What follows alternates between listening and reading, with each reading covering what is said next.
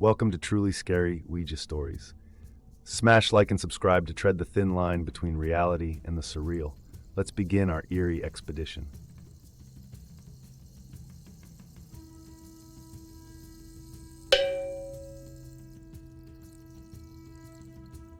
It began on a night drenched in rain, with shadows longer and darker than seemed possible, when my disbelief was shattered in the flicker of candlelight. The storm outside was relentless, a cacophony of rain pelting against the windows and wind howling through the trees. Claire's house, with its old wooden beams and creaky floors, seemed to groan with every gust, as if protesting our presence.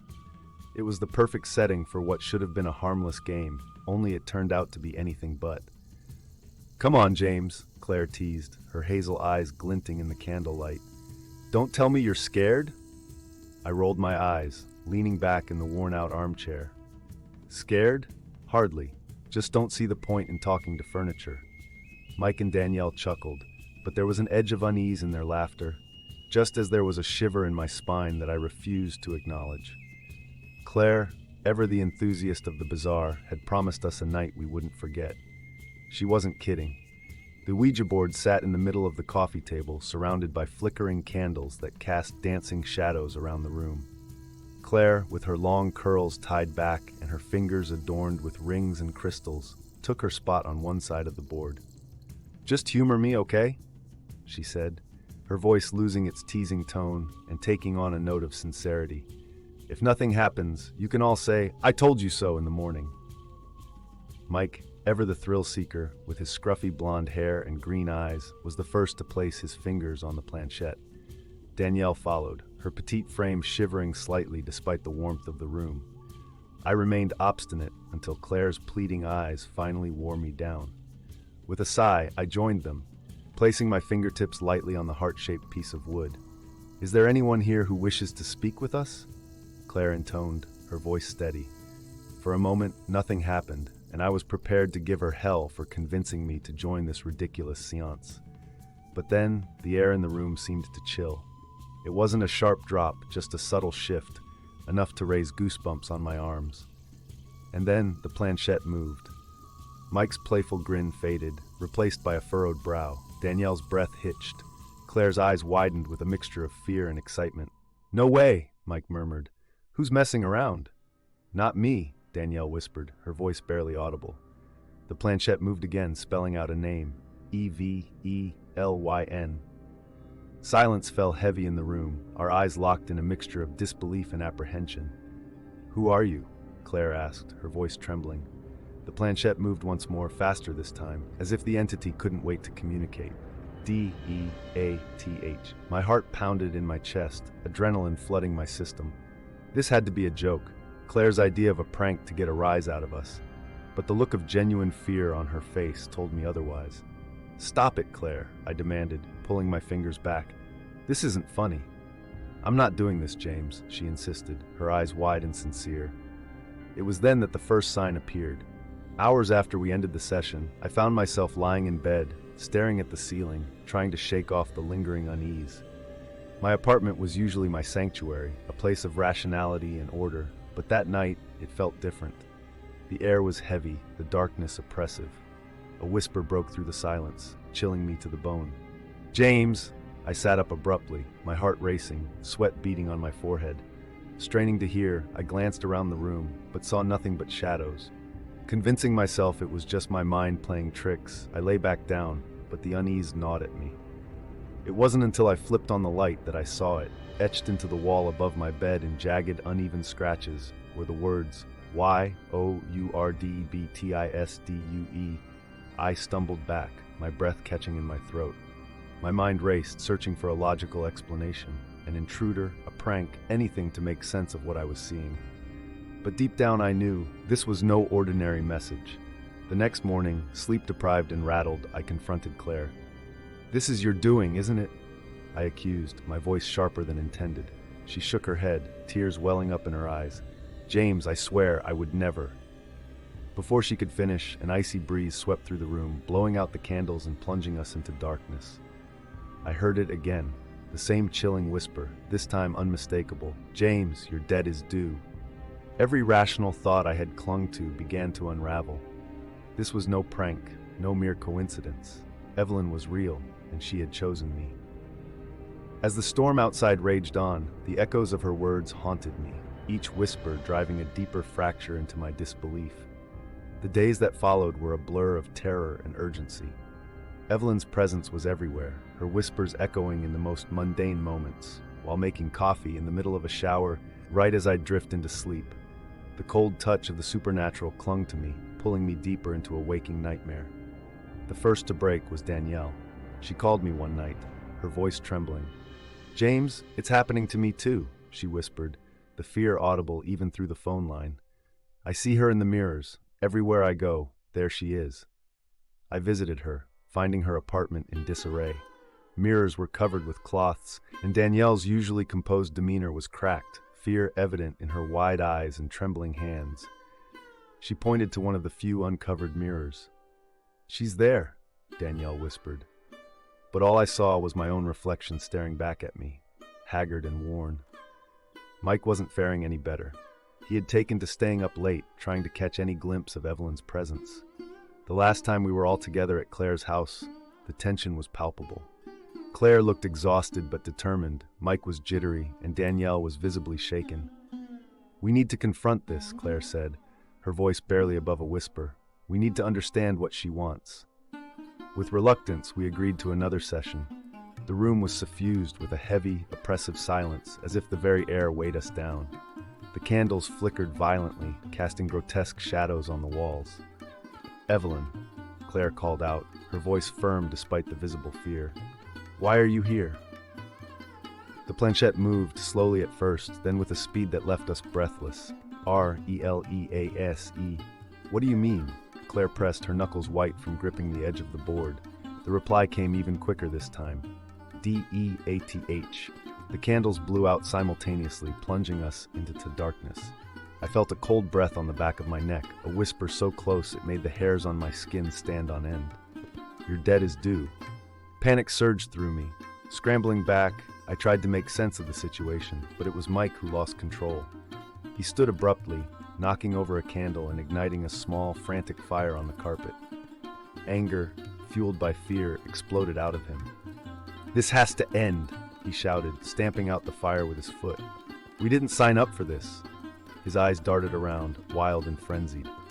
Before any of us could stop him, he grabbed the Ouija board and hurled it across the room. It splintered, pieces scattering across the floor. But instead of bringing relief, a howl of wind tore through the house, more powerful than anything the storm had conjured. Claire screamed as the planchette flew across the room and embedded itself in the wall, leaving a jagged hole. The temperature dropped further, our breaths visible in the freezing air. A figure started to form in the shadows, a woman, her eyes like black voids, her mouth stretching into a grotesque grin. "James! Release me," the ghostly apparition whispered, each word dripping with malevolence. There was no denying it now. She was here, and she was stronger than ever. The next day, a sense of helplessness cloaked me. Claire remained resolute despite the previous night's terror, her obsession now bordering on reckless.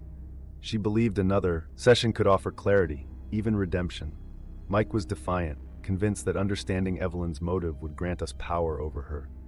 Danielle, however, had distanced herself, her fear pushing her into isolation. That night, alone in my apartment, I could feel Evelyn's presence more acutely than ever before. Mirrors reflected more than reality. Glimpses of shadowy figures, half-seen movements that vanished when I turned. It wasn't long before Claire called, her voice urgent. "James, I think I've figured something out. Meet me at my place." Desperation forced our reunion. I arrived to find Claire surrounded by books, her eyes wild with a mix of fear and excitement. Mike paced nervously, casting glances at the dark corners of the room. "She wants to be released," Claire said, her voice cracking. "Maybe we can find out how."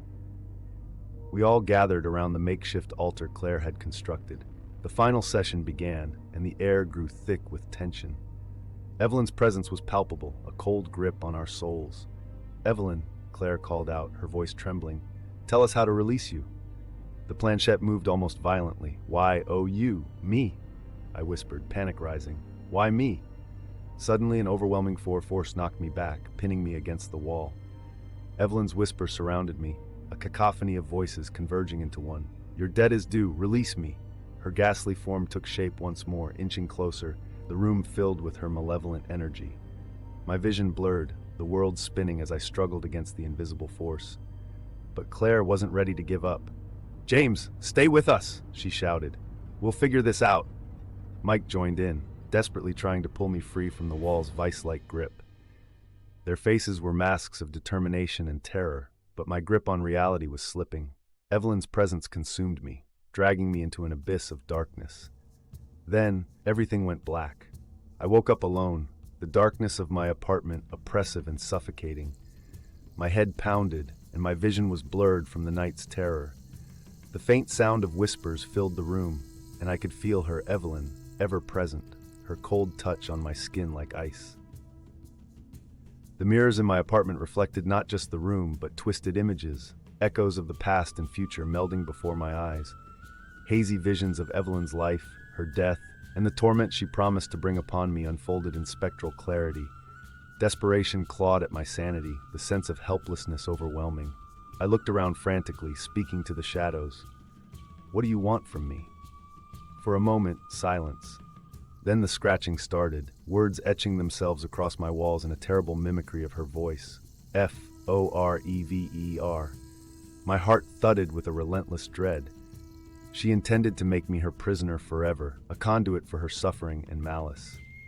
In a daze, I stumbled to my bookshelf, pulling volumes of myths and folklore, desperate for any semblance of an explanation, a way out. The whispers grew louder, indistinguishable words morphing into one coherent demand: release me. The line between sanity and madness blurred as I tried to piece together a solution. Every reflection, every shadow seemed to pulse with her presence. There was no escaping her. Not in the waking world, not in dreams. The final confrontation came unexpectedly. Exhausted, I collapsed on my couch, the whispers a constant torment. Darkness seemed to envelop me, pulling me into a realm where time lost meaning. There, amidst the void, Evelyn appeared, her form shifting between sorrow and rage, a specter of relentless despair. "You took everything from me," she whispered, her voice infiltrating my very thoughts. "Now you will give it back." I understood then. My life was the toll, my existence the bridge for her vengeance. Evelyn's grip tightened, her spectral hands cold as death encircling my throat. There was no escape, no redemption. It was the weight of inevitability, pulling me into an abyss with no return. In that surreal, yawning darkness, the realization dawned on me painfully clear. My fate was sealed. My existence would be the price for meddling with forces far beyond understanding, forever haunted by the whispering echoes of a spirit demanding release. In the end, there was no dramatic resolution, no heroic salvation. The apparitions of those days merged into a singular, eternal torment. Her whispers never ceased, growing louder with each passing moment, each syllable a reminder that I was hers, forever bound across the veil.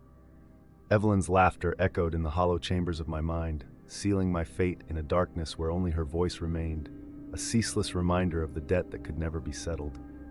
James. And so the days blend into nights, my mind trapped in a perpetual loop of torment. The weight of her presence forever pressing down, my reality twisted by the constant refrain of her call. I am no longer just James. I am the prisoner of the whispers across the veil. If you've made it this far, the shadows have already begun to close in. Subscribe now to ensure you never miss a terrifying tale. And if you dare, hit the thanks button to buy me a cup of midnight brew. Your support keeps the nightmares flowing. Now, brace yourself for our next story.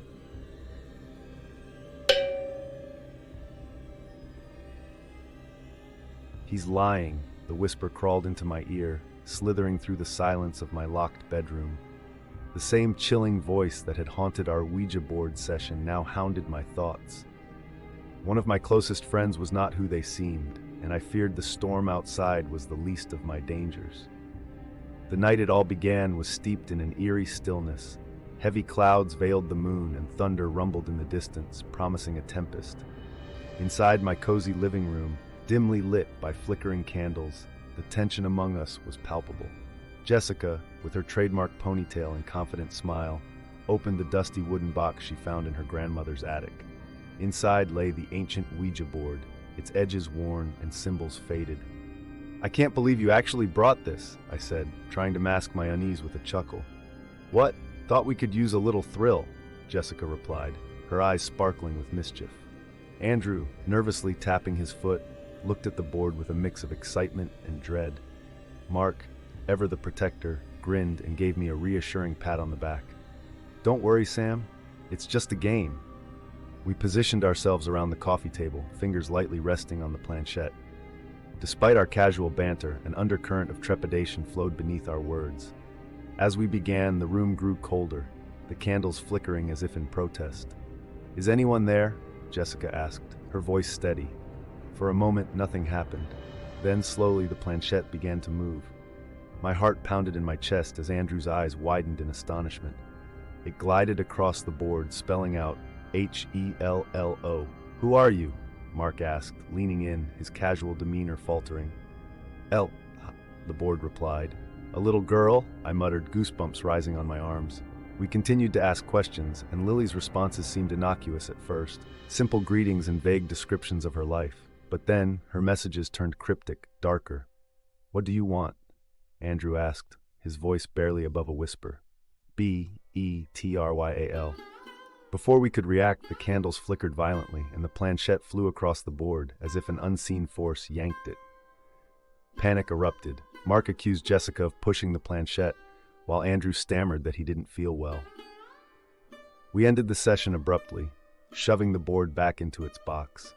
The unspoken agreement was clear: we would never speak of this night again.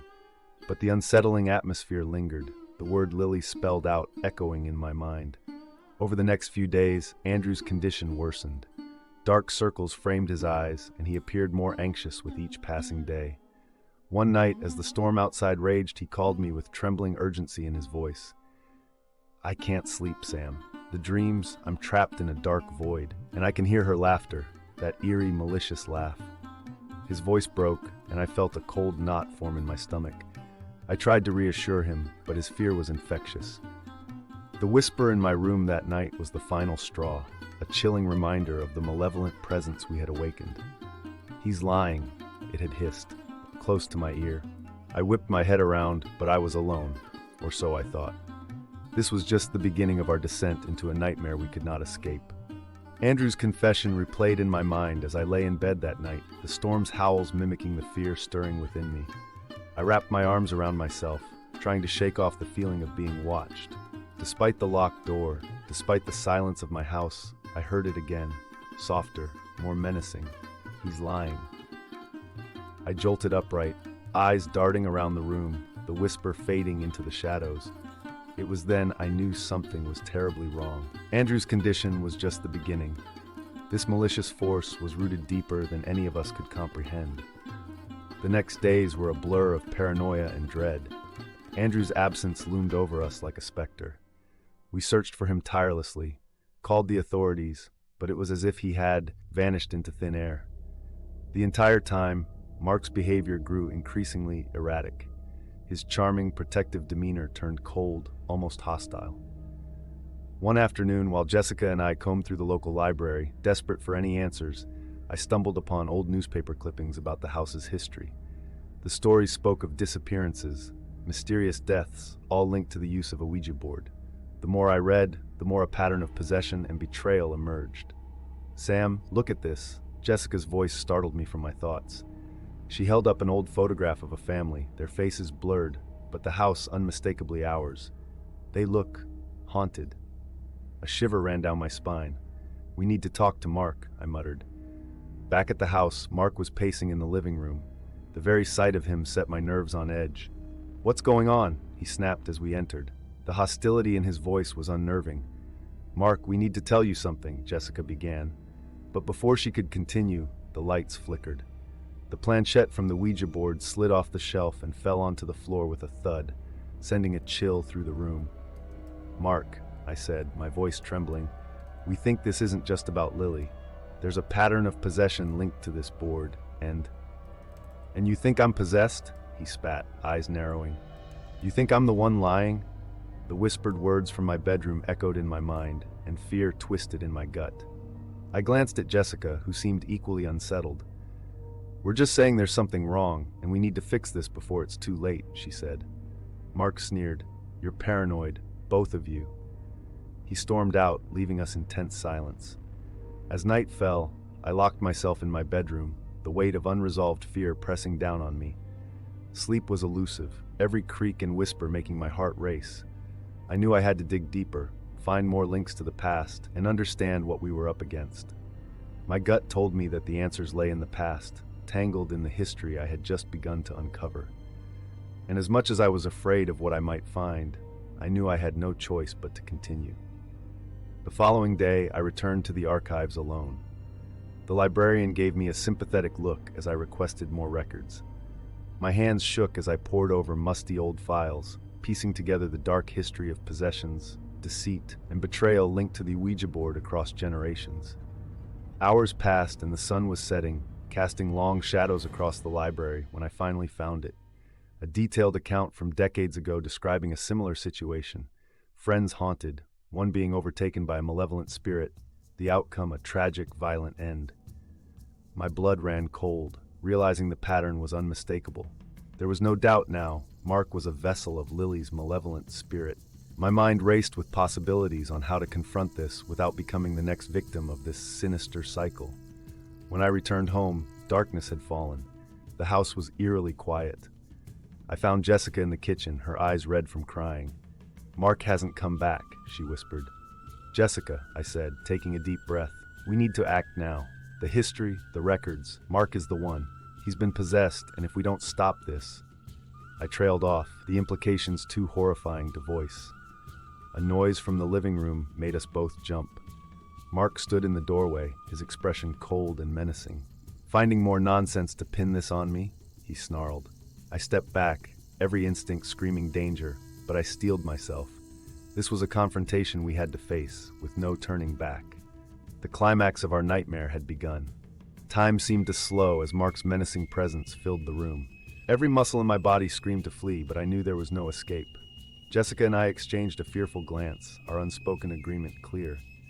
We had to face whatever had taken hold of Mark. You need to leave, Mark, I said, my voice steadier than I felt. This isn't you. We know about the possess. Enough! Mark roared, his voice an unnatural echo that chilled me to the bone. He advanced, eyes dark and unseeing.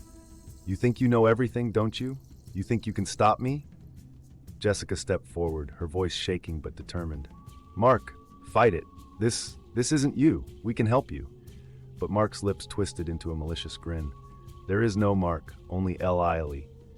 The name was drawn out slowly, each letter distinct and chilling. In a flash, he lunged at us. Jessica screamed as Mark's power, something beyond human strength, threw her across the room.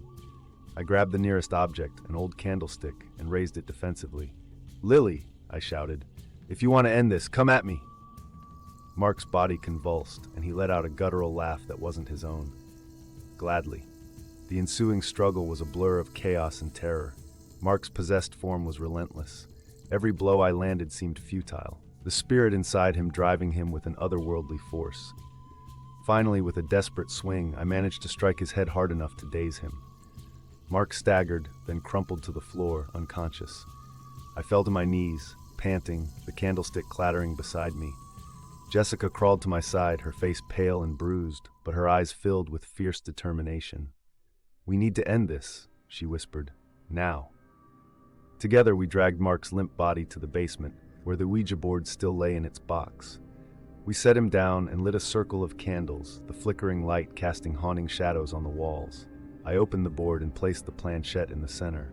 Lily, you want a way back? Here it is, I called out, my voice echoing in the cold, damp air. The planchette moved immediately, spelling out M-I-N-E. Mark's body convulsed, and his eyes flew open, black as the void. You think you can banish me? The voice croaked. Jessica and I held our ground. Lily, release him. Take me instead. I shouted, the words tearing from my throat in desperation. Nothing happened for a moment. Then Mark laughed, the sound cruel and empty. Brave but foolish. Without warning, the candles blew out, plunging us into darkness. I felt a force slam into me, knocking me to the floor. The pain was sharp, but it brought clarity. I couldn't give in to fear. I had to protect my friends, no matter the cost. A sudden surge of strength coursed through me. I reached blindly through the dark, fingers closing around the planchette. "Lily, it ends now!" I roared, slamming the planchette down on the board. The room erupted into chaos. The air crackled with energy, and a horrendous scream filled the space. Mark's body convulsed violently, then went still. The oppressive presence lifted, leaving us gasping in the silence. The candles flickered back to life, weak but steady. Mark lay unconscious, but his face was peaceful, the malevolent spirit gone. Jessica embraced me, her sobs a mixture of relief and lingering fear. "Is it over?" she whispered. I nodded, though a part of me knew the scars would remain. We had expelled Lily's spirit, but the horrors of that night would haunt us forever. In the weeks that followed, Mark remained hospitalized, his memory of the events blissfully blank. Jessica and I visited him, our bond stronger, forged in the crucible of shared terror. But the whisper, the presence, I knew it lingered just beyond the veil. Late at night, alone in my home, I would hear the echoes. It wasn't over, not truly. The darkness we had touched would always be a part of us. The sinister truth bore down with a weight that I could not fully escape. Each day was a reminder, a whisper waiting for the right moment to seep through. And as I sat, penning this recount in the dim light, I heard it again. He's lying. The end is never truly the end.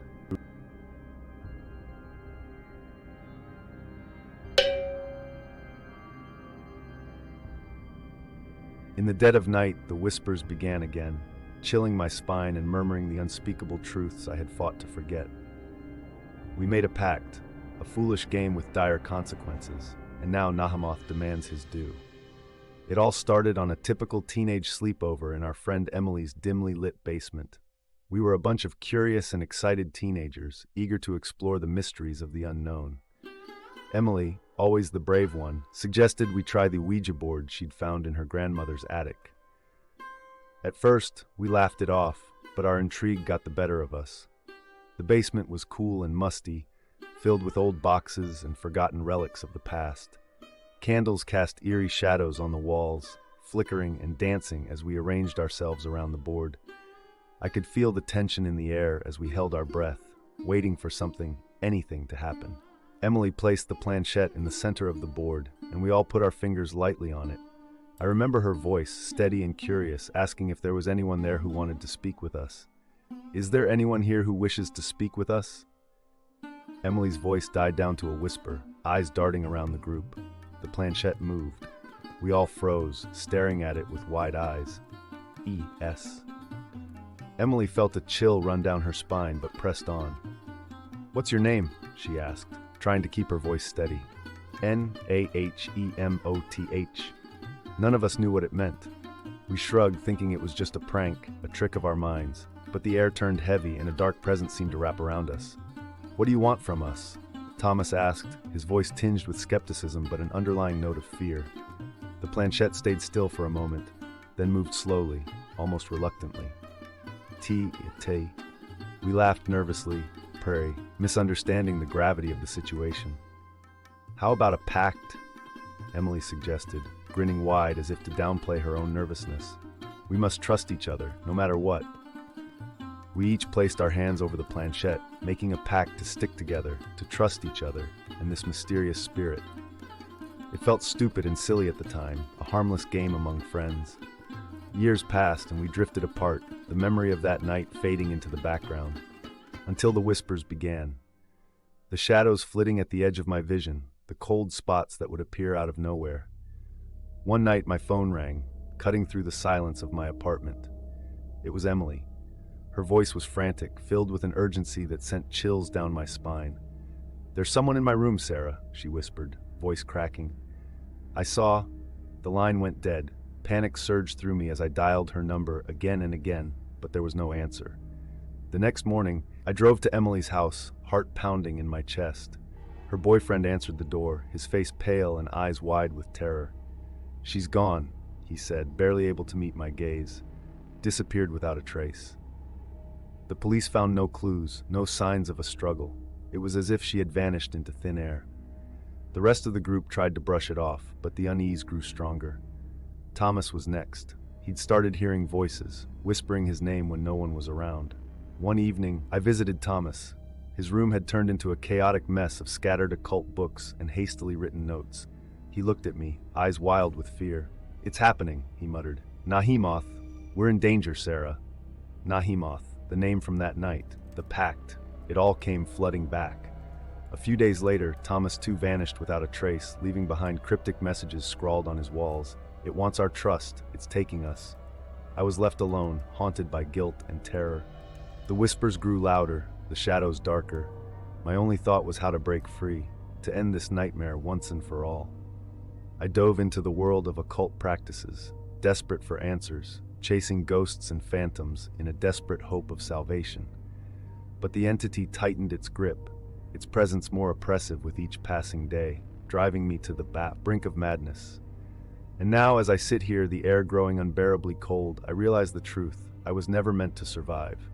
The pact, the damnable pact, cannot be broken. It lives on through the echoes of the damned, and I am its final torment. Then came the night I visited Thomas. I couldn't stand the mounting isolation and fear that clung to me like a second skin.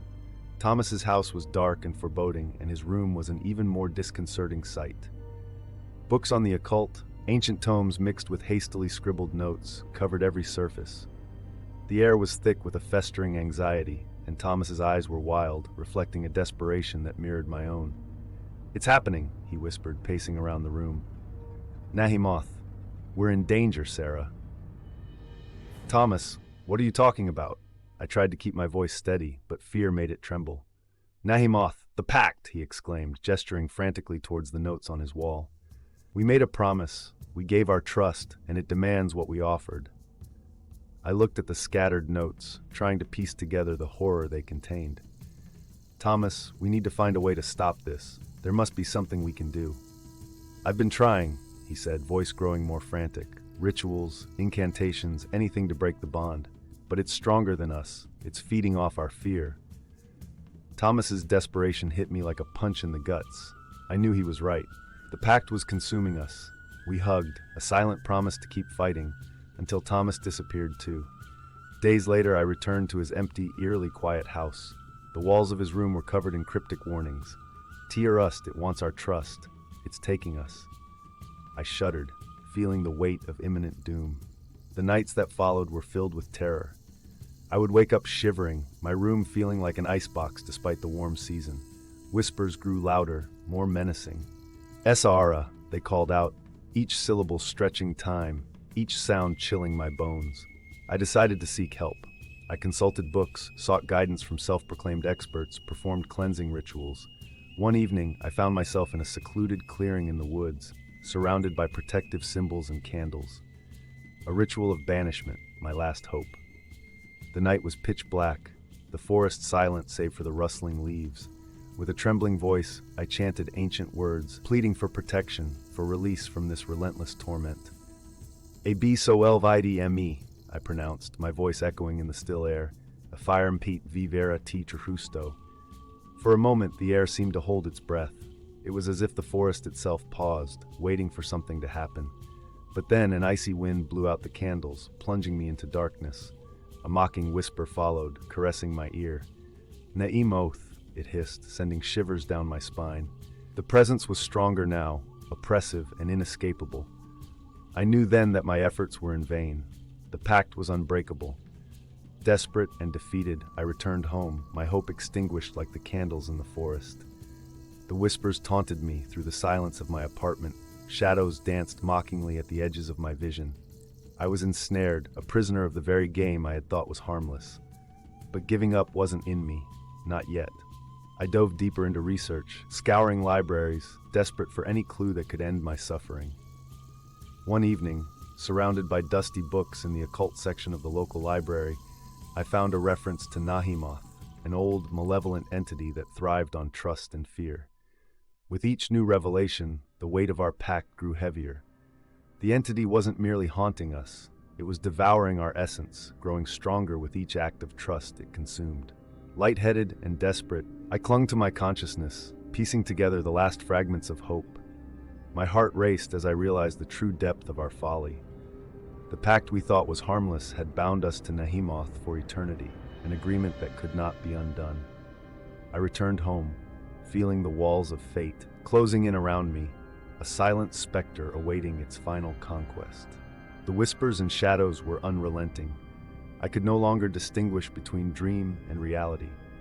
Desperation led me back to the library, and there, buried deep within the pages of an ancient tome, I found it. A detailed account of Nahim Moth.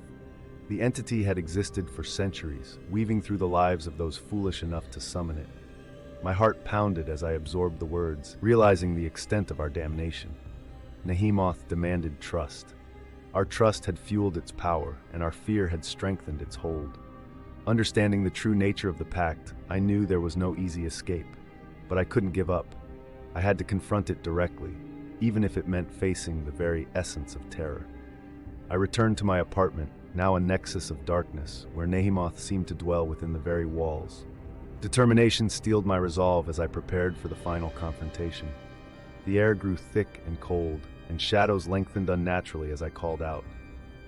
Nahim Moth, I whispered, my voice trembling with fear and defiance. The temperature plummeted, and the shadows coalesced into a form, vague yet terrifying. It loomed over me, a mass of darkness and malevolence. The air thrummed with an oppressive energy, and I felt my skin prickle with icy dread. "What do you want from us?" I demanded, my voice barely above a whisper. The reply came slow, a voice that felt ancient and cold. "Why or trust?" I shivered as the realization sank in. Trust was both its sustenance and its strength, the very core of the pact. Our trust had bound us, our fear had fed it. I had to sever this connection, to face Nahim Moth without fear, without trust. Drawing a deep breath, I spoke again, words weighted with finality. "We gave you our trust once. Now, I take it back." For a moment, the room seemed to hold its breath. Nahim Moth's form wavered, as if it were losing substance. I sensed its confusion, its anger, but the darkness around me surged, thick and impenetrable. Nahim Moth's whisper grew louder, enveloping me. "Tool 8, it hissed. Cold dread washed over me as I began to understand. I couldn't undo what was already done. Memories of Emily and Thomas flooded my mind, their faces twisted with fear, their last moments tethered to this malevolent force. The pact was more than a promise. It was a binding contract, one that Nahim Moth would ensure was fulfilled to the very end. I sank to my knees, the weight of the revelation too much to bear.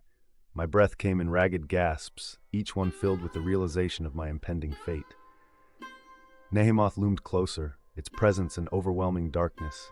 In my last moment of clarity, I whispered a final warning into the void. "If you hear the name Nahim Moth, don't respond, don't play, run." With that, the darkness enveloped me completely. Nahim Moth's cold, ancient power seeped into my very being, a weight pulling me into the depths of despair and inescapable fate. The last thing I heard was the echo of my own voice in the chilling stillness. Nahim Moth. And then silence.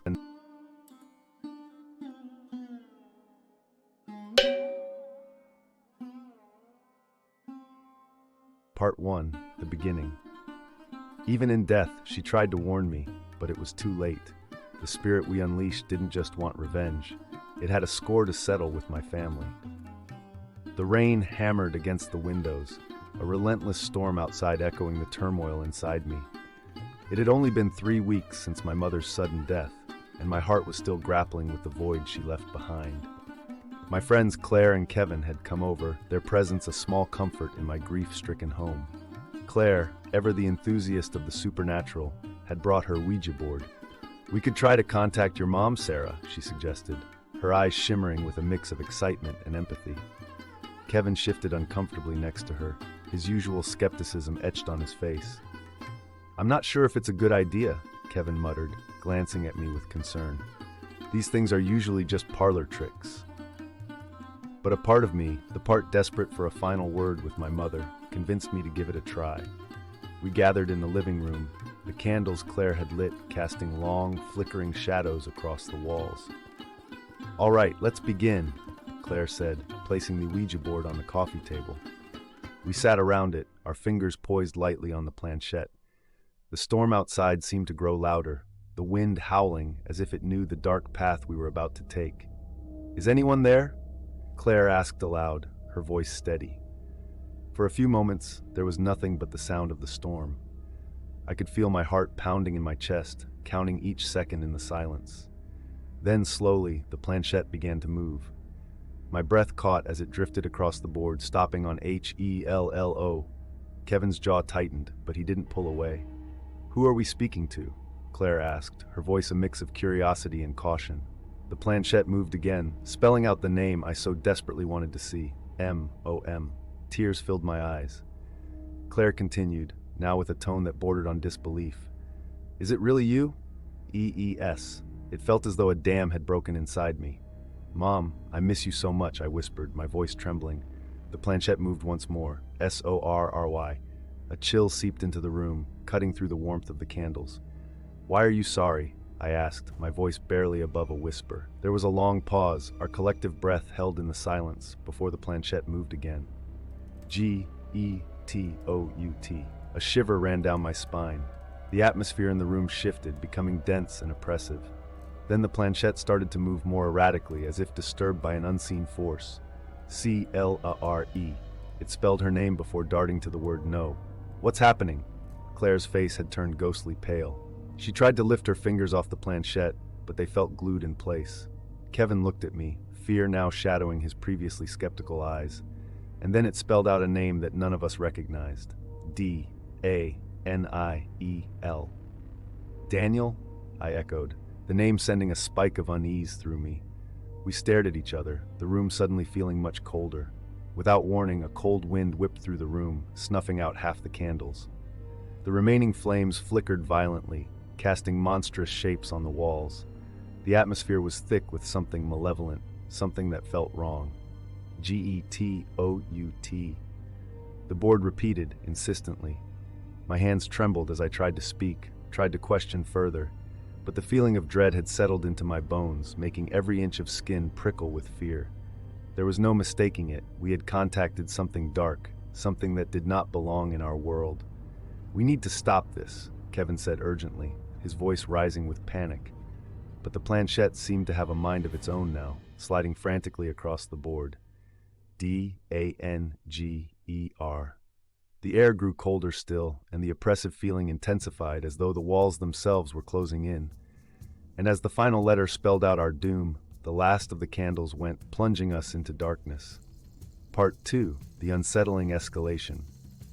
The house was eerily quiet, save for the now distant sound of the storm outside. None of us dared to speak for a moment, each contemplating the darkness that seemed to have wrapped itself around us. Kevin finally moved, fumbling for a lighter to reignite the candles. The small flames brought meager comfort as they cast a dim glow across the room. "We should stop," Claire said shakily, pulling her hands from the Ouija board. The look in her eyes was no longer one of curiosity, but of real, gnawing fear. Before we could collect ourselves, an icy draft swept through the room, making us shiver. We exchanged nervous glances, each of us trying to make sense of what had happened. Suddenly, I heard a faint whisper, almost too soft to catch. It was like the wind was speaking, words brushing past my ears just beyond comprehension. "What was that?" Kevin asked, his eyes darting around the room anxiously. "Did you hear it?" I nodded, my heart pounding even harder. Claire was visibly shaking, her eyes wide. "It's just the wind," I tried to reassure them, though doubt clouded my words. "It has to be." But the whispers only grew louder, more distinct until they formed broken words. S-O-R-R-Y. I froze. The apology from the Ouija board echoed through the room, as if the spirit was all around us, watching, waiting. Then Kevin yelled, "Look!" His voice was a mixture of fear and fascination. A swirling breath of cold air collected in the center of the room, forming into misty shapes right before our eyes. In the midst of this chaos, a sudden realization hit me. "We need to know what Daniel wants," I half whispered, half pleaded. "We need to understand." Claire, looking petrified but determined, nodded. "Maybe this is why your mom said sorry," she suggested. Maybe she knew something about Daniel. Driven by a newfound resolve, I led the others up to the attic, the oldest and most neglected part of the house. Dusty boxes and old furniture covered in white sheets filled the dim space. We rummaged through family records, old photos, and newspaper clippings, looking for any mention of Daniel. After what felt like an eternity, Kevin held up a yellowed newspaper. "Here," he exclaimed. "Daniel Torrance, a local man, died under mysterious circumstances in the woods near here. Officials never solved the case." My stomach tightened as I read further. The date of Daniel's death was strikingly close to the year my parents had moved into this house. "Do you think your dad?" Claire started, her voice trailing off. The implication was too dreadful to voice.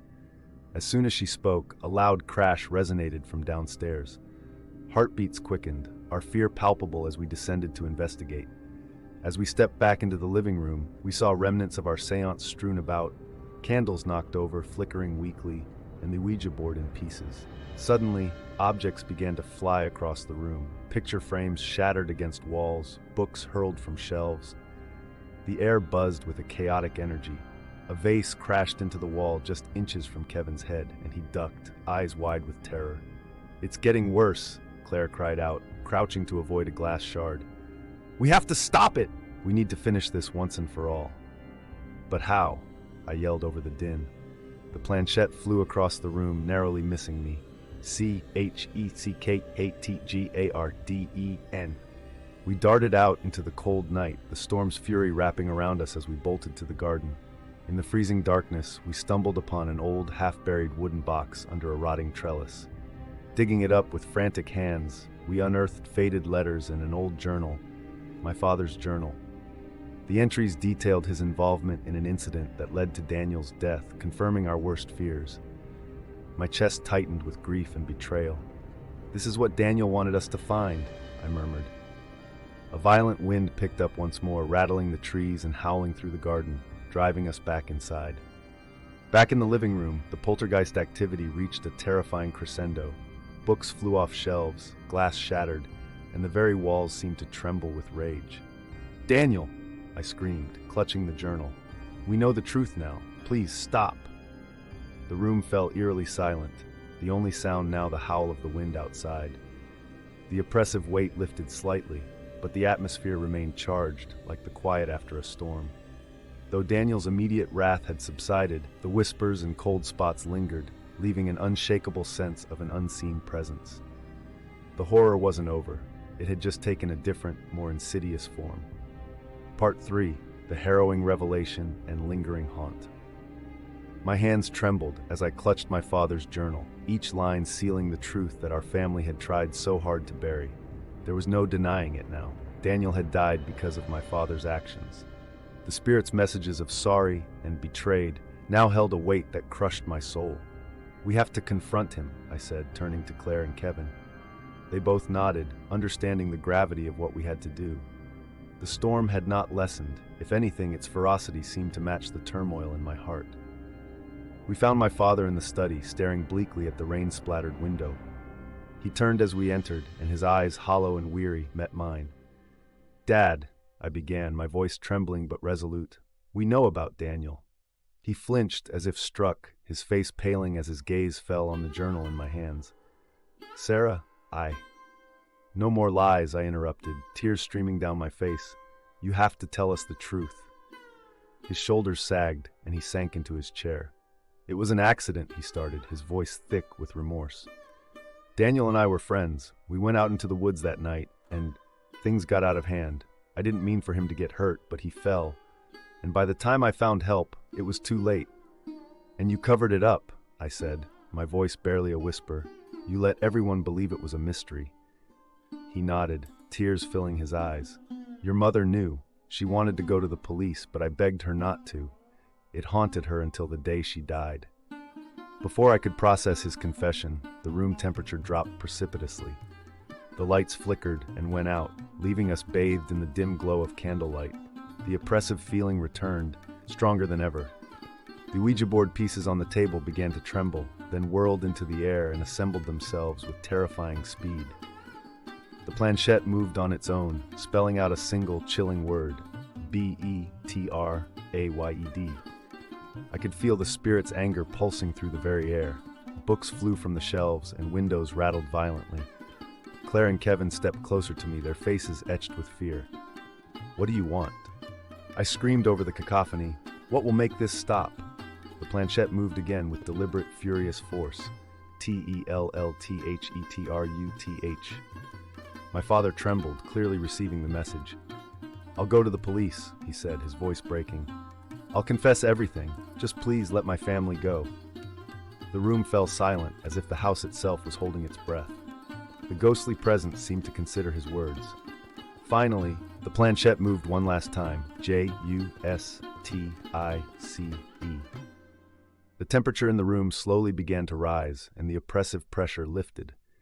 The lights flickered back on, and the immediate supernatural presence seemed to dissipate, leaving an eerie calm in its wake. But know this, I said, stepping forward with the journal in hand, addressing the presence I could still feel. We will honor you, Daniel. We will make things right. With my father's confession, the haunting aggressions ceased, but the house remained a place of unrest. The eerie whispers persisted, soft now, but constant. Cold spots appeared without warning, and every so often I would feel a gentle but chilling touch on my shoulder. The nightmare was not truly over. It had simply shifted to a lingering, unnerving reminder of the past. Each night was a new struggle with the shadows that flickered at the edge of my vision and the whispers that filled the silence. Living in the house where Daniel once sought justice felt like walking a fine line between two worlds.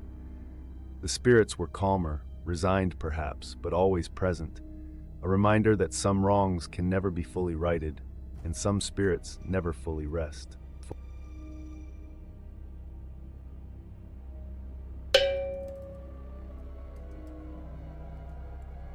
The Forgotten Pact, S.A.M. The whisper, barely louder than a breath, slithered through the quiet of my apartment. I froze, my fingers tightening around the edge of the kitchen counter. I glanced around, searching for the source, but found nothing. The dim glow from the living room's lamp gave the illusion of safety, yet every shadow seemed to pulse with unseen life. S.M. I took a step back, my heart pounding against my ribcage like a sledgehammer. Lights flickered above, casting erratic, jittering silhouettes against the walls.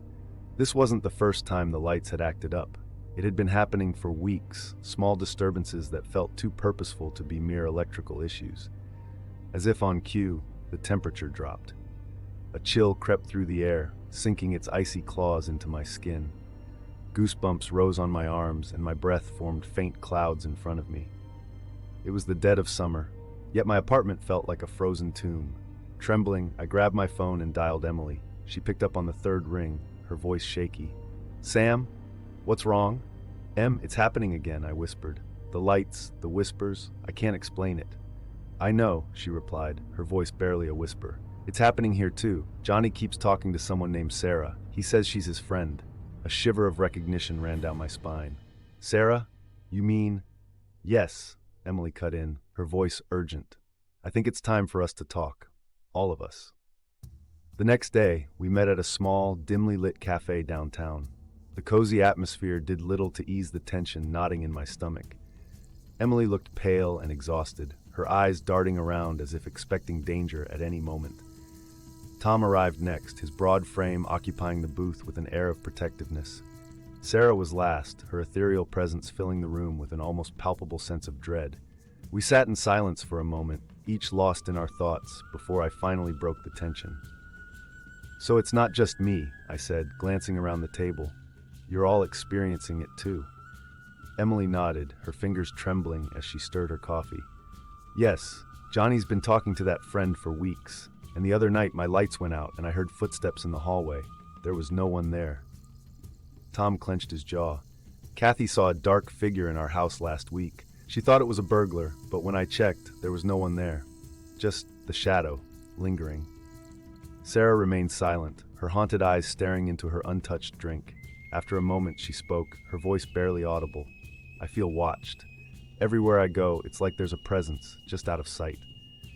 A heavy silence hung over our group. The air seemed to grow denser, heavier, with each shared word. I took a deep breath, steadying myself. "Remember that Ouija board session in high school? I think it's connected." Emily's eyes widened. "You mean the pact we made?" Tom scowled. "That was just a joke. We were kids, messing around." "Were we?" Sarah whispered, her gaze piercing. "Or did we open a door we didn't know how to close?" The decision to revisit the old house where it all began weighed heavily on us. The abandoned building stood like a tombstone of our youth, covered in ivy and decay. The walls seemed to seep an oppressive sadness, a tangible echo of the past. As we approached the entrance, a bone-chilling cold enveloped us. Tom pushed the door open with a creak that echoed through the empty halls. Dust motes danced in the weak sunlight filtering through broken windows. The house had not fared well over the years. It appeared as haunted as we felt. We made our way to the dilapidated living room, the very spot where we had once sat in a circle, fingers lightly touching the planchette of the Ouija board. The memories flooded back, laughter, feigned spookiness, the innocent thrill of the unknown. None of us had imagined the consequences. Emily set the Ouija board on the floor, and we reluctantly formed a circle around it. I could tell we were all thinking the same thing. What had we unleashed that night? Ready? Sarah whispered, her voice shaking. We nodded, placing our trembling hands on the planchette. The air grew colder, the whispers fainter yet undeniable, weaving through the silence like a chilling thread. "Spirits, are you here with us?" I asked, my voice cracking. For a moment nothing happened. We exchanged nervous glances, our breath visible in the frigid air. Then slowly, the planchette began to move, spelling out a single word, E-Z-R-A. Fear twisted in my gut. Ezra, a name from the past, now a looming shadow over our present. "What do you want?" Emily asked, her voice barely a whisper. Again, the planchette moved with deliberate slowness, each letter sending a spike of dread through us. B-L-O-O-D. Panic rippled through our circle. We pulled our hands back, breaking the connection, but the air remained thick with Ezra's presence. The room seemed to darken, shadows clawing at the edges of our vision. "We need to end this," Tom said, his voice firm but edged with fear. "Whatever it takes." Sarah looked at me, her eyes filled with a haunting understanding. "We awakened something, Sam, and now we have to face the consequences." I nodded, my mind racing for a way out. "Let's figure out what Ezra wants, why he's here. Maybe there's a way to fix this." As we left the house, a heavy weight settled over us. The Ouija board, the pact, the spirit we'd contacted. All of it was more than a game. The past had clawed its way back, demanding we pay the price for our naive curiosity. And deep down, I knew the worst was yet to come. The forgotten pact continued. Determined to find answers, we decided to reconvene at Sarah's place the following evening.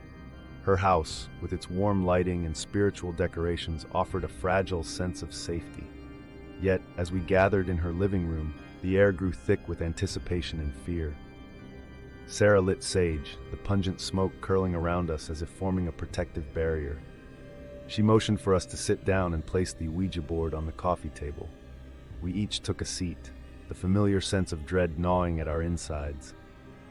"We need to know what Ezra wants beyond just blood," Sarah said, her voice steady but low. "Maybe there's a way to reason with him, to understand his connection to us." Reluctantly, we placed our hands on the planchette once more. "Ezra," I called out, my throat dry. "Why are you here? What do you want from us?" The planchette moved instantly, as if Ezra had been waiting for the question. It spelled out H-E-L-P-M-E. Tom frowned. "Help you how? What do you need?" Again, the planchette skittered across the board. F-R-E-E-D-O-M. A chill ran down my spine. "He's trapped," I whispered. "Bound to the board by something, or by someone." Sarah's eyes darkened with realization. "The night we used the board, did we bind him here? Is he connected to us because of the pact?" The planchette moved once more, this time faster, more urgent. S-A-C-R-I-F-F-E-C-E. Emily gasped, pulling her hands away from the board. No, we can't. There has to be another way." The room grew colder. Shadows seemed to stretch and pulse around us, the oppressive presence of Ezra closing in. The planchette moved again. L-O-D. Panic surged through me. "We have to find out more. Why is he bound? What can we do to release him without a sacrifice?" Sarah nodded. "We need to research. Old records, paranormal experts, anything that can provide answers." Over the next few days, we dove into research, contacting anyone who might have insights into Ezra's past. We discovered an old newspaper archive detailing the gruesome death of a man named Ezra Myers over a century ago in the very town we grew up in. The article mentioned his interest in the occult and hinted at a ritual gone wrong. Armed with this new information, we met again at the abandoned house, hoping to piece together the mystery. The place felt even more oppressive than before, the shadows darker, the air colder. We set up the Ouija board, the weight of our apprehension almost tangible. Ezra, I began, we know about your past, your death. Were you trying to perform a ritual before you died? The planchette moved immediately. Y-E-S. Sam swallowed hard. Did it involve the Ouija board? Is that why you're bound to it? A pause. Then Y-E-S. Sarah leaned in, her voice thick with emotion. If we help you complete the ritual, will you leave us alone? Will that free you? The planchette didn't hesitate. Y-E-S. Tom clenched his fists, trying to maintain control. What do we have to do to complete it? The planchette started spelling again, but before it could finish, the temperature plummeted. Frost formed on the windows, and our breath fogged the air. An overwhelming force seemed to press down on us, as if the house itself were alive with Ezra's presence. The lights flickered and the shadows seemed to move of their own accord. The planchette continued slowly, each letter dragging out S-A-C-R-I-F-I-C-E-B-L-O-O-D. Emily screamed, backing away, her eyes wide with terror. No, we can't do this. We have to. A sudden force knocked her to the floor, and she cried out in pain.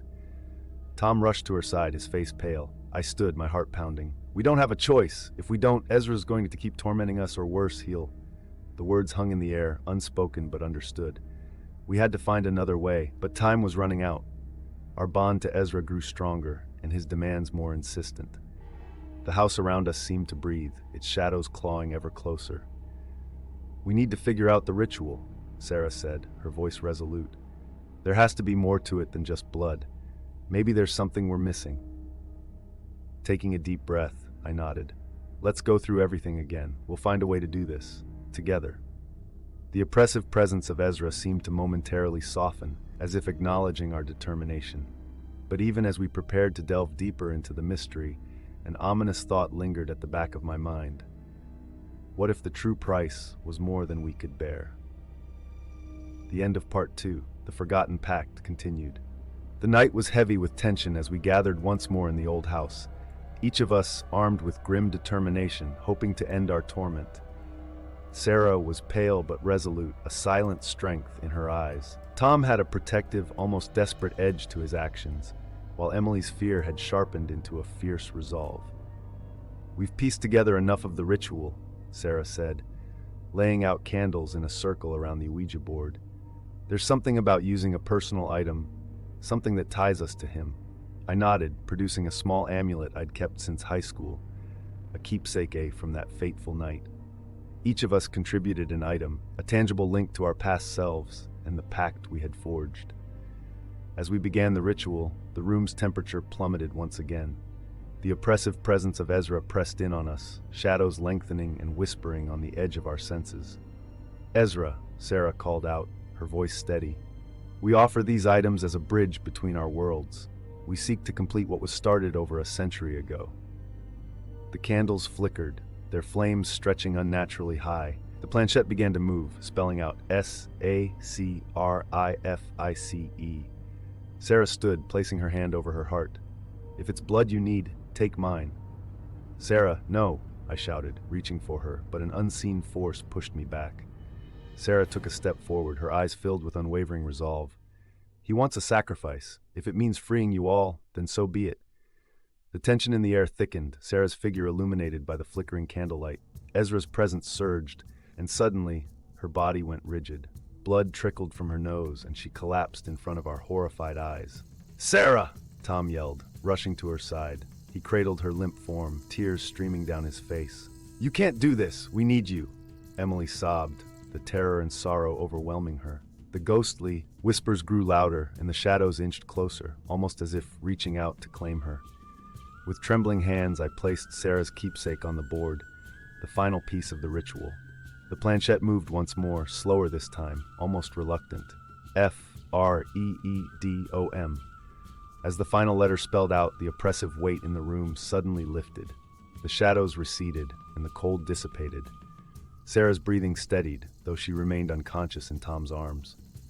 A sense of peace washed over us, fleeting but palpable. We had done it.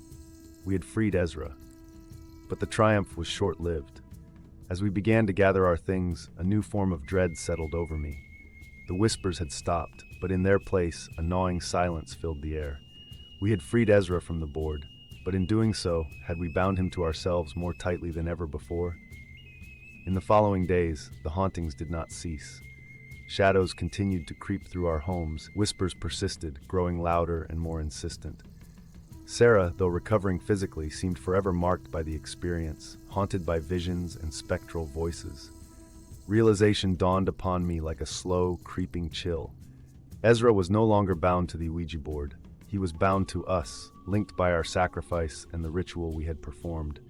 Our attempt to free him had only traded one prison for another. I sit here now, penning this account as a desperate warning.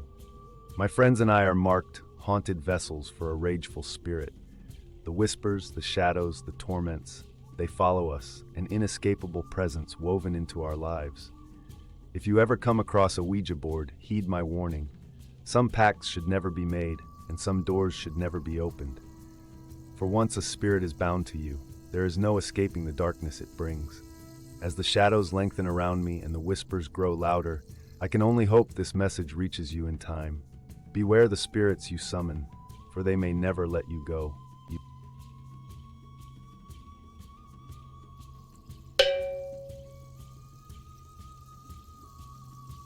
Not Part 1, The First Contact. Some doors should never be opened. It was a simple session to contact my sister Emma, or so we thought. Instead, we unleashed something sinister, something that feeds on our grief and fear. The night began with impending dread, though none of us dared to speak it aloud. Lucas's basement, dimly lit by an array of flickering candles, was thick with the tension of unspoken fears. We sat around an antique wooden Ouija board, an unsettling relic gifted to Lucas by his grandmother. In the muted light, it felt almost alive. Harper, determined and fighting through a veil of sorrow, was the first to speak. "Are you guys ready?" Her voice trembled slightly, a mixture of hope and trepidation. Lucas nodded, his athletic frame casting shadows against the basement walls. "Yeah, let's do this," he said, trying to sound confident. He glanced at Sarah, his girlfriend, whose wide, expressive dark brown eyes mirrored his concern. Jason, Sarah's brother and the skeptic among us, smirked. "You know, you're all acting like we're about to summon a demon or something. This is just a game." Ignoring Jason's sarcasm, Harper took a deep breath and gently placed her fingers on the planchette. One by one, the others followed, the cold wood a stark contrast to the warmth of their skin. "Emma, are you there?" Harper's voice broke the silence, filled with a desperate urgency. For a moment, nothing happened. Then the candles flickered as if an unseen breath had passed through the room. The planchette began to move, ever so slightly at first, then with a newfound speed. H-E-L-L, Harper's heart raced. "Emma, it's me, Harper. Are you okay?" The planchette moved again, this time more forcefully. The air seemed to grow colder, shadows lengthening on the walls. E-M-M-A. The planchette circled back to the middle of the board. Harper's eyes welled with tears, a mix of relief and sorrow. "Emma, it's really you. I miss you so much." Suddenly, the planchette jerked violently beneath their fingers. It moved with a life of its own, drawing erratic paths across the board.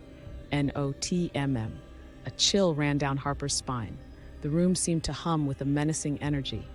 Lucas's grip tightened on the planchette, and Sarah clutched her chest, her anxiety palpable. Jason's smirk faded, replaced with a look of bewildered confusion. "Who are you?" Harper's voice trembled, the fear creeping in. The board spelled another message, deliberate and slow. W-A-T-C-H-I-N-G. "What do you want from us?" Lucas demanded, his voice breaking through the growing tension. There was no immediate answer. Instead, the room grew colder still, the candles flickering more violently, as if threatened by an unseen gale. Shadows seemed to dance with malicious intent, whispering secrets in the language of dread. Harper stared at the board, a sinking feeling lodging itself in her gut. She felt as though they had crossed a line, one that shouldn't have been breached. Emma's fragile presence was replaced by something far darker, feeding on their collective fear and sorrow. The next few days were filled with an unsettling quiet. Harper found herself unable to sleep, each creak of her old house sounding like footsteps of an unseen watcher. She spent hours in Emma's room, searching for some clue, some reassurance that her sister was still at peace. One evening, while riffling through Emma's old desk drawers, she found a weathered, leather-bound journal. She opened it to reveal pages filled with Emma's neat handwriting, detailing her experiments with the occult and dark practices. Emma's words were an eerie echo of their recent encounter, warnings of a malevolent presence, accidentally summoned and now bound to Harper's grief. Harper felt a cold sweat form on her brow as she read, the sense of foreboding growing stronger. She needed to know more, needed to understand what they had awakened. She called Lucas, desperate for support. "Lucas, you need to come over. I found something."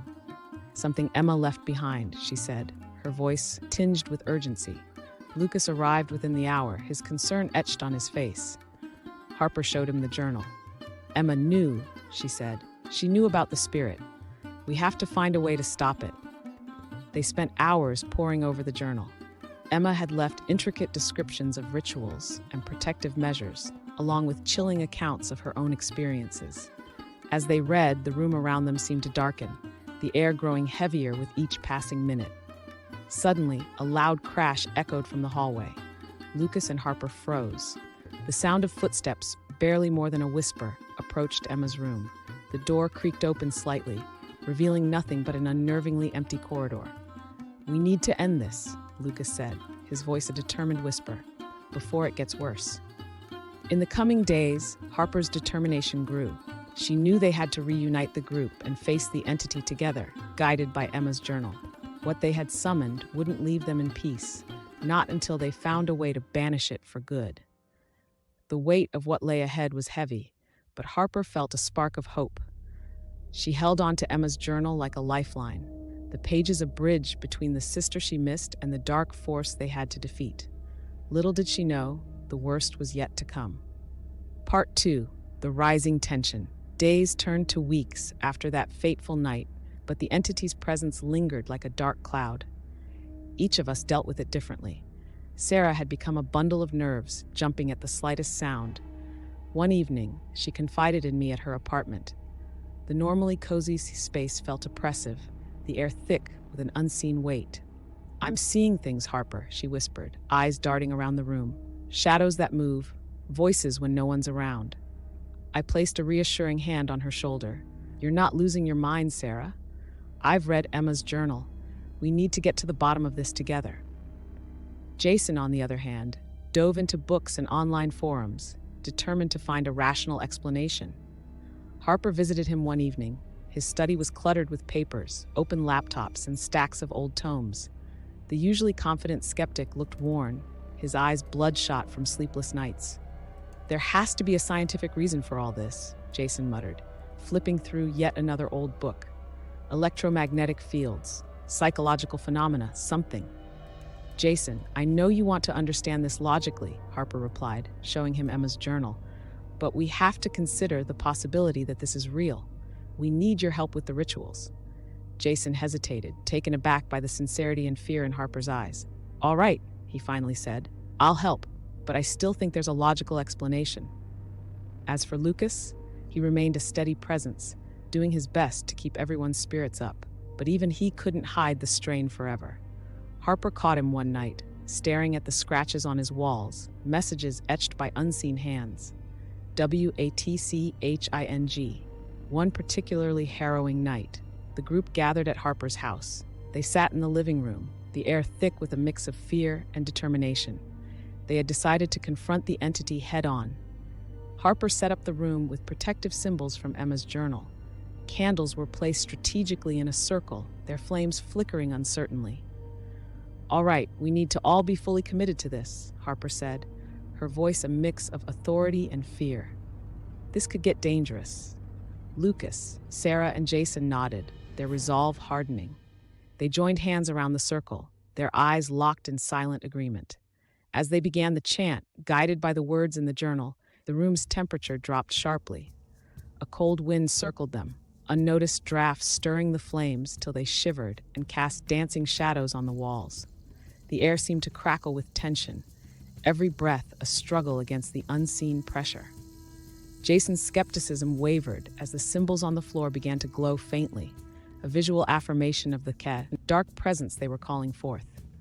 Harper, fighting through rising panic, continued to chant, her voice growing stronger with each passing verse. Then, it happened. The shadows coalesced in the center of the circle, forming a vaguely humanoid shape, its presence radiating palpable malice. The figure loomed, its features indistinct but undeniably terrifying. Harper's heart pounded in her chest, the entity's gaze, if it had eyes, burning into her soul. "We have to keep going," Lucas shouted over the howling wind, his grip on their hands tightening. The entity began to speak, its voice a guttural whisper that seemed to vibrate within their bones. "Ouijanostopme. Don't listen to it," Harper yelled, her voice cutting through the maelstrom. "It's feeding on our fear. We have to stay strong." The entity's presence grew more oppressive, the pressure building to nearly unbearable levels. Objects in the room rattled violently, books flying off shelves, picture frames crashing to the floor. The floorboards creaked and groaned under the strain. Just when it seemed like the entity would break free of their circle, the chant reached its climax. Harper, Lucas, Sarah, and Jason poured the last of their strength into the final incantation, their voices merging into one defiant note. For a moment, everything paused. The air itself seemed to hold its breath.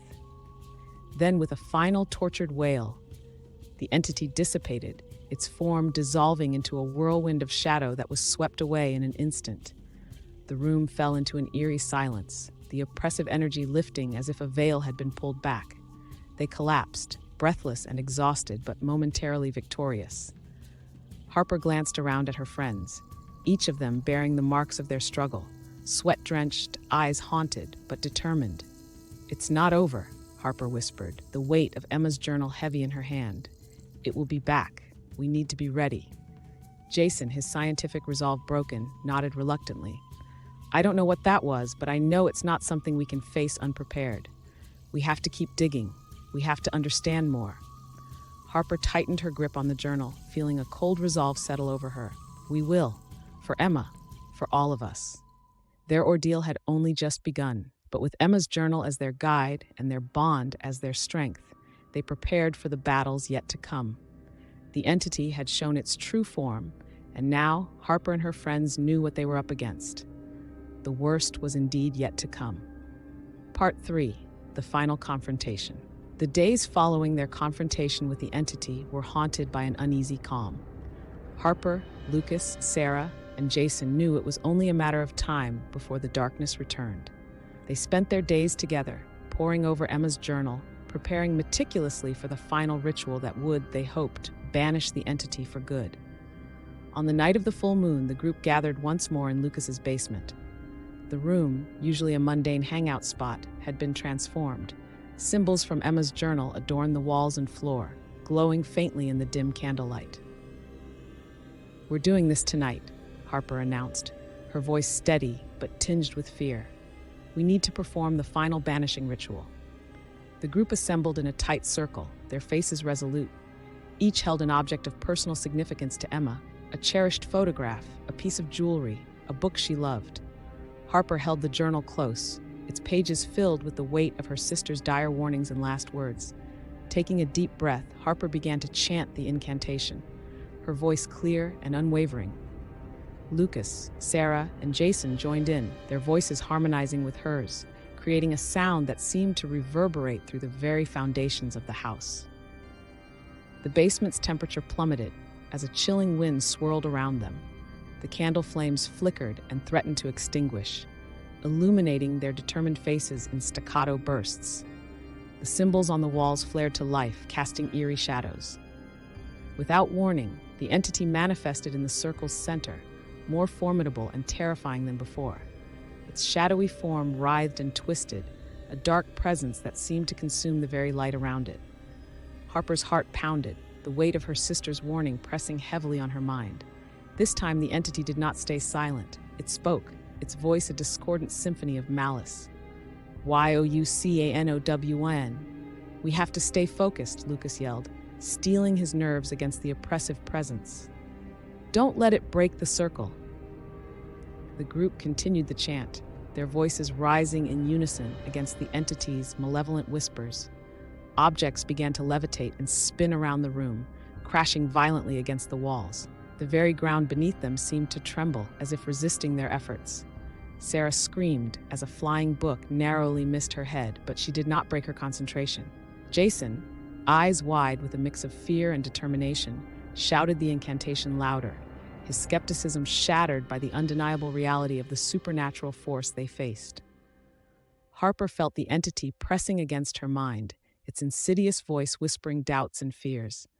Hands trembling, she tightened her grip on Emma's journal and shouted the final words of the ritual with every ounce of strength she could muster. At that moment, a blinding light erupted from the symbols on the floor. The entity writhed and howled, its form disintegrating in the radiant glow. Harper could feel the air seething with its rage and despair as it struggled against the banishment. With a final deafening wail, the entity exploded into a cloud of darkness that was swiftly drawn into the glowing symbols, vanishing as abruptly as it had appeared. The basement fell into an intense silence, the oppressive energy lifting as if a massive weight had been removed. Breathing heavily, Harper looked around at her friends. Lucas, Sarah, and Jason were equally exhausted but alive, their faces reflecting a blend of relief and disbelief. "It's over," Jason whispered, his voice hoarse and disbelieving. "It's really over." But Harper knew better. She could feel it in the air, a lingering shadow of the entity's presence. It wasn't entirely vanquished. It had merely retreated, biding its time. The following days were a blur of cautious optimism. Harper kept Emma's journal close, poring over the pages for any remaining clues. The entity had been driven back, but the finality she had hoped for remained elusive. One evening, she sat alone in her room, the journal open on her lap. The moonlight cast a pale glow through the window, illuminating her face. She could still hear the echoes of the entity's voice, a constant reminder that their battle was far from over. A gentle knock on the door pulled her from her thoughts. It was Lucas, his face etched with concern and resolve. "Harper, we did what we could, but you're right, it's not gone for good." Harper nodded, her eyes reflecting the determination she felt within. "I know, but we're stronger now. We faced it together, and we can do it again if we have to." Lucas smiled weakly and sat beside her. "We'll be ready, no matter what it takes." As they sat in the quiet room, Harper felt a strange sense of peace. The entity's shadow still loomed over them, a sinister reminder of the darkness they had unleashed. But with Emma's journal as their guide and their unwavering bond as their strength, they knew they were not alone. It was a small comfort, but a vital one. The entity might return, but so would they, more prepared, more determined. The worst was yet to come, but they faced the unknown together. As Harper closed the journal for the night, she whispered a silent promise to her sister and to herself. They would be ready. For whatever came next, they would be ready.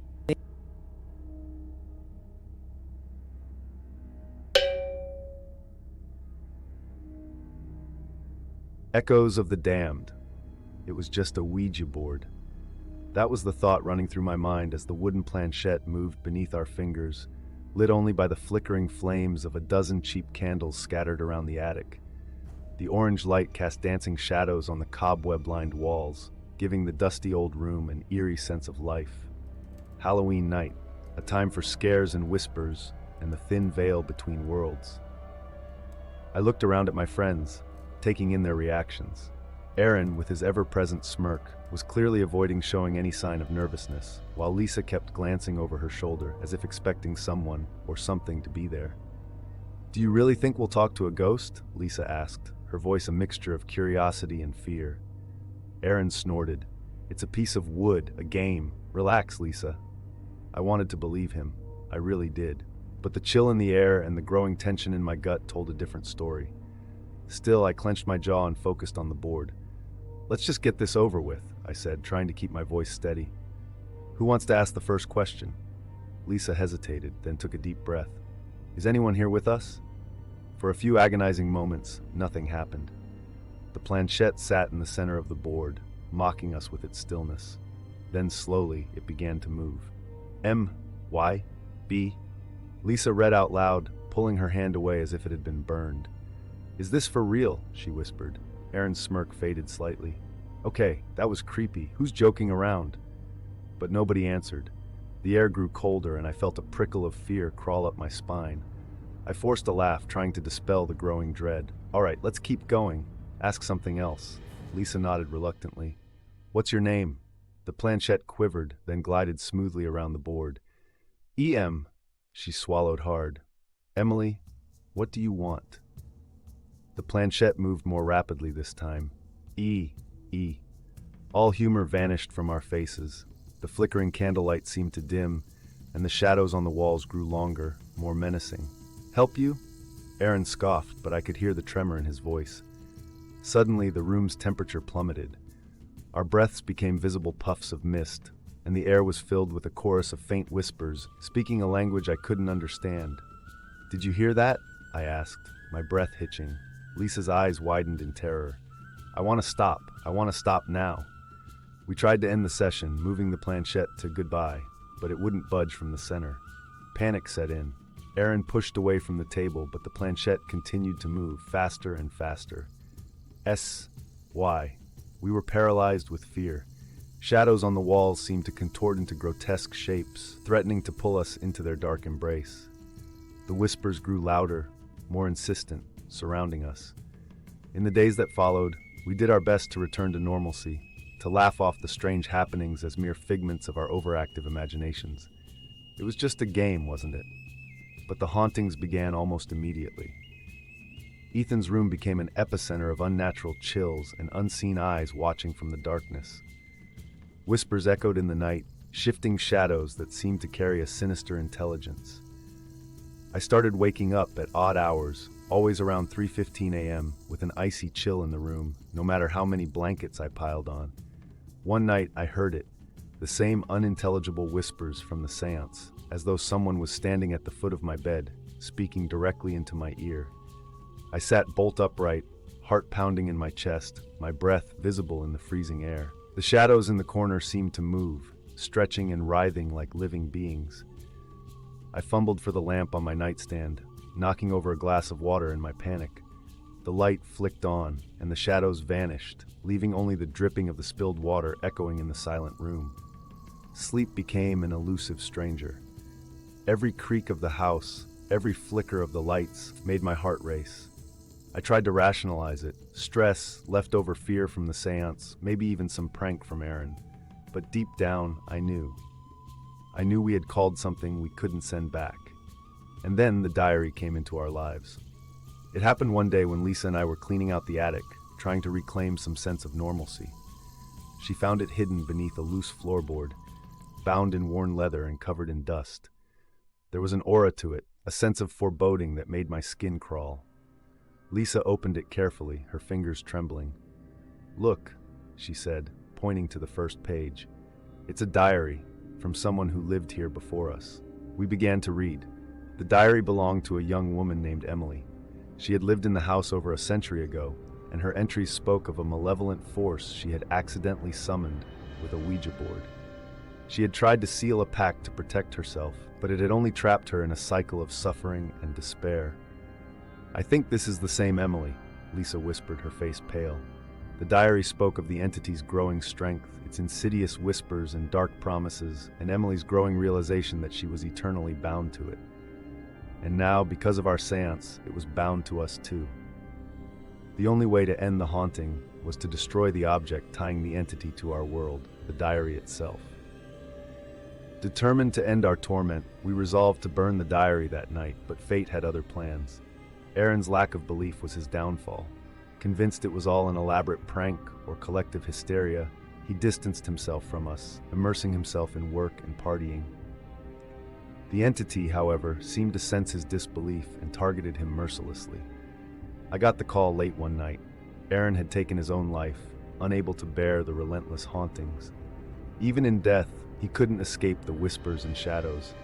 The phone slipped from my grasp, and I fell to my knees, overwhelmed with guilt and grief. Aaron's loss was the final push. The entity was real, and it was coming for all of us. Echoes of the Damned, Part 2. The days following Aaron's death were a blur of grief and a gnawing sense of dread. Lisa and I were haunted not only by our friend's tragic end, but by the increasing intensity of the supernatural occurrences that plagued us. Shadows moved with a sentience that defied explanation. Whispers spoke our names, and the icy chill in the air became a constant companion.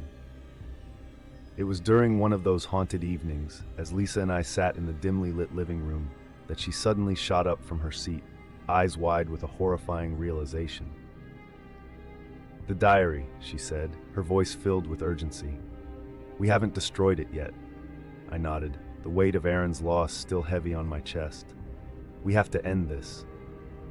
Armed with a determination born of desperation, we retrieved the cursed diary from its hiding place under the floorboards of the attic.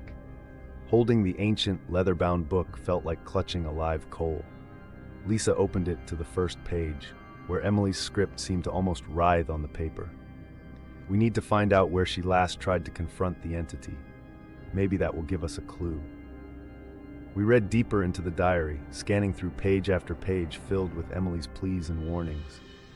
Finally, we found what we were looking for: the location of the final séance she had conducted in an attempt to imprison the entity. The words attic and circle of salt stood out, explanations of the ritual and its dire consequences scribbled in the margins. "This is it," I whispered, placing the diary back on the table. "We need to do this tonight." The attic felt more oppressive than ever, the air thick and heavy, as if the house itself resisted our presence. We arranged a circle of salt according to Emily's instructions and placed the Ouija board and the diary at the center. Lisa lit the candles, their flickering flames casting ominous shadows around us.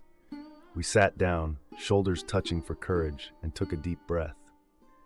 "Emily," Lisa began, her voice trembling, "we need your help. Please tell us how to end this." The planchette moved slowly at first, as if waking from a long slumber. Then it picked up pace, spelling out with deliberate clarity, "B-U-R-N." My hands shook as I looked at Lisa. "We need to burn the diary." At that moment, an icy wind blew through the attic, extinguishing the candles simultaneously. The temperature plummeted, and the shadows on the walls writhed and twisted, becoming darker, more solid. The entity was here. The whispers returned, louder now, almost deafening. They spoke in a cacophony of voices, each one layered upon the other. The planchette moved again, but this time there was no mistaking the force behind it. "S." The attic's darkness pressed in on us from all sides. Shadows reached out with elongated, claw-like hands. Lisa screamed as one of the shadows wrapped around her wrist, yanking her toward the center of the salt circle. "Hold on!" I yelled, grabbing her other hand and pulling with all my strength. The entity's grip was cold and relentless, like death itself. "We have to burn it now!" Lisa cried, her voice a mix of terror and resolve. With a final, desperate tug, I freed her from the entity's grasp. I grabbed the diary, feeling its malevolent power pulse through my fingers, and raced down the attic stairs with Lisa at my heels. We burst out into the yard, the cold night air a stark contrast to the horrors inside. I struck a match, my hand trembling as the tiny flame danced in the darkness. For a moment, I hesitated, the dreadful weight of our actions hanging in the balance. "What are you waiting for?" Lisa shrieked, her eyes wide with urgency. I nodded, throwing the match onto the diary. As the flames engulfed the leather, a horrific wail filled the air, a scream that seemed to come from everywhere and nowhere. The entity's form twisted and writhed in agony, its screams echoing across the night. The fire blazed higher, the heat intense and consuming. And then, just as suddenly, it was gone. The diary was nothing more than ash, and the oppressive weight lifted, leaving an eerie silence in its wake. Breathless and shaken, Lisa and I stared at each other, the realization dawning that we might have finally ended the nightmare. We embraced, a mixture of relief and sorrow washing over us.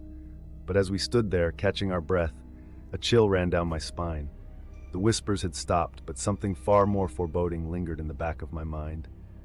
The pact, Emily's last words echoed, still hauntingly clear. "Ethan, do you think it's really over?" Lisa asked, her voice barely a whisper. I think so," I replied, trying to convince myself as much as her. But deep down, I knew the truth. The shadows may have receded for now, but the darkness we had invited into our lives had left its mark, a mark that couldn't be erased so easily. Echoes of the Damned, Part 3. We watched as the last embers of the diary cooled and turned to ash. The oppressive weight that had clung so fiercely to our lives seemed to lift, leaving us in an eerie, almost frightening calm. The following days were surreal. We cleaned up the attic, hoping to never see another Ouija board again. The whispers ceased, the shadows no longer moved on their own, and the frigid chills that had become a normal part of our existence finally faded. The silence that followed felt almost suffocating. Without the constant terror, we were left alone with our grief and the haunting memories of what we had endured. Yet the sense of relief was undeniable. For the first time in years, Ethan felt a semblance of peace. Lisa and I decided to part ways, both needing time and space to heal from our shared nightmare. She moved to another city, hoping the distance would help her forget the horrors we had faced. I remained in the house, irrationally believing that facing the memories head-on would exorcise the last remnants of the entity's grip on our lives. About a week passed without incident.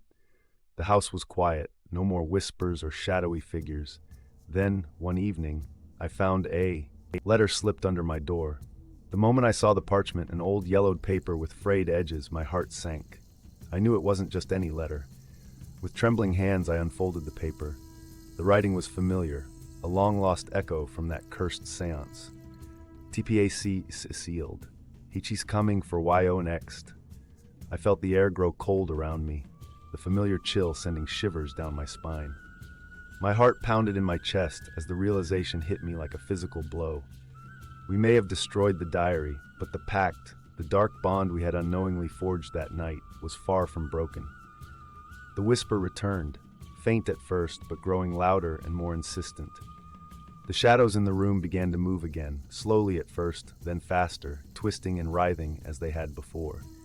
Frantically, I grabbed my phone and called Lisa, barely able to keep my voice steady as I recounted what had happened. Her voice was tinged with fear and resignation. "I knew it wasn't truly over, Ethan," she said softly. "We need to find a way to end this once and for all." I hung up, feeling the cold grip of fear tighten around me. I knew what was coming. He was coming for me. The malevolent entity we had summoned wasn't merely a spirit that could be banished by fire or forgotten through distance. It was a living nightmare, feeding on our fear, bound to us through our reckless dabbling in the unknown. There was no escaping it. The shadows grew darker, more defined, and the cold seeped deeper into my bones. I could hear Aaron's voice calling out from the shadows, a twisted mockery of his life. The entity was here, inescapable and all-consuming. My phone buzzed with a message from Lisa. "I'm coming back. We'll face it together." I held on to that glimmer of hope, the promise of not facing this horror alone. But as the seconds ticked by and the shadows closed in, I knew my time was running out. The room grew deathly cold, and the whispers turned into a cacophonous roar. In the darkness, the shape began to form, a figure of unimaginable terror, eyes like burning coals, reaching out with skeletal, claw-like hands. The truth of Emily's pact became chillingly clear. We had opened a door that could never be closed, bound ourselves to an evil that fed on our souls. And he was coming for me.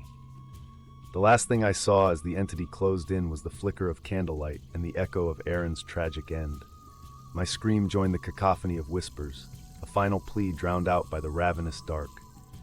As I felt the cold grip close around my soul, a final, terrible thought struck me. We hadn't sealed the pact by accident. We had fulfilled it, and now there was nothing left but the darkness.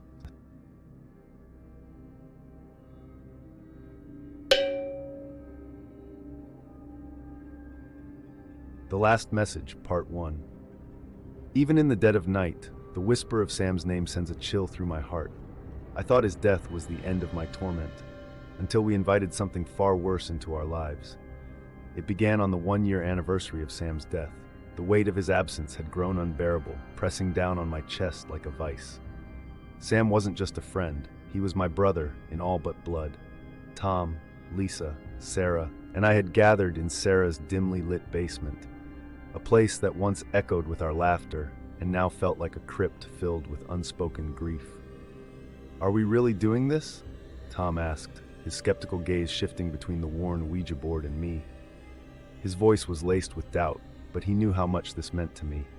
"It's just for closure, Tom," I replied, my voice trembling as I set the planchette in the center of the board. "I need to talk to him one last time." Lisa lit the candles, their flickering flames casting eerie shadows on the basement walls. Sarah drew the curtains, blocking out the world beyond. The room grew colder, the air thick with anticipation. We joined hands, the planchette beneath our fingertips. "Is there anyone here who wishes to speak with us?" I whispered, my heart pounding in my chest. We waited, our breath held in silent unison. At first, nothing happened. The seconds stretched into what felt like hours, my hope beginning to wane. Then a slight tremble ran through the planchette. It moved slowly, uncertainly, as if testing its boundaries. T-H-E-R-E. My breath caught in my throat. "Who are you?" Lisa's voice was barely above a whisper, her eyes wide with anticipation. "S." The planchette slid decisively to the letter, then stopped. "Sam, is it you?" My voice cracked, the words more of a plea than a question. "Y-E-S." Tears blurred my vision. I could feel Tom's skeptical gaze boring into me, but at that moment, I didn't care. I was talking to Sam, or at least I wanted to believe I was. "I miss you, man," I choked out, my emotions raw and exposed. Are you okay?" The planchette hesitated, then spelled out a chilling reply. "N-O." A cold shiver ran down my spine. The air in the room seemed to grow denser, heavier. "What do you mean?" Sarah's voice trembled as she voiced the question that was on all our minds. The messages that followed were fractured, disjointed phrases about darkness, pain, and unfulfilled vengeance. The more it revealed, the more it became evident that this wasn't Sam, but something horrifyingly different. IAMFREE. The basement door slammed shut with a resounding thud, and the candles extinguished simultaneously, plunging us into darkness. A paralyzing cold enveloped the room, the air heavy with a malevolent presence. Our whispers turned to panicked shrieks as the reality of our situation crashed down on us. "Goodbye," Sarah screamed as we pushed the planchette to goodbye, breaking the connection. The air lightened, but the sense of dread lingered. In the following weeks, things grew worse. Each of us experienced relentless nightmares of the same dark figure. Objects moved on their own, whispers echoing our deepest fears, and secrets filled our homes. We tried to dismiss it as a collective delusion, but the horror was inescapable. The basement, once a sanctuary of shared memories, had become a gateway to something far more sinister. And as the weeks turned into months, we began to understand the horrifying consequences of our actions. The malevolent spirit we had unleashed was not bound by the board, it was bound to us. I spent my nights in torment, an endless cycle of regret and fear. This is my warning. Never play with the veil between worlds. Some doors once opened can never be closed. The Last Message, Part 2. The terror that followed us was unlike anything we had ever imagined. Each night brought new horrors, each more personal and insidious than the last.